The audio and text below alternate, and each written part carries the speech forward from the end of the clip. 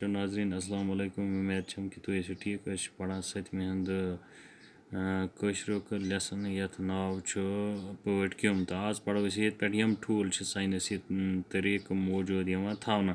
यम पटक्यमन हंद ठूल सानस तरीक मौजूद थावन नव वहरी ये तुल कुलन गुतल पन द्रामत आसान ये बेक वहरी तुल कुलन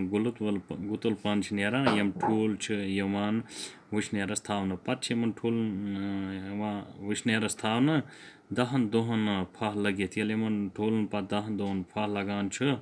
यमो मज क्रील ही गोड रूप नेरन हवान तो क्रील ही गोड रूप यमन मज हवान नेरन यम पटक्यम दोहन त्रेन दोन ताम ये सारी गोड रूप नेरान दोहन त्रेन या दोन ताम ये सारी गोड रूप यम नेरान पटक्यम यमन नुक नुक करित तल पन त्रावन यवान तो खेन बापत यमन तल पन नुक नुक करित त्रावन खेव करित यम वार वार बड़ गसान खेत तल पन यम गसान वार वार पत बड़ प्रथ शे तो 7 दुहि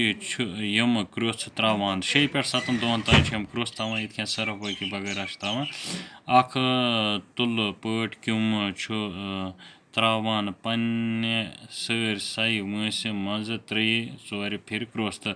इस पटक्यम यह पान सारी वंस मज त्रावान 3 या 4 फिट क्रोस 3 पे 15 दोहन सठा खेव करित प्रथ कह पटक्यम किन लाल त्रावान तो 30 पे 15 दोहन अंदर यह तुल पन खेत प्रथ कह पटक्यम पत किन लाल त्रावान तो पानस अंद अंद गोछ हेवान यरन तो पानस अंद पंद बनावान गोछ यरनस अमिस कमस 24 घंटे लगान अमिस लगान 24 घंटे यरन यम गोछ टूकरन मज सोमरावन पत वहरत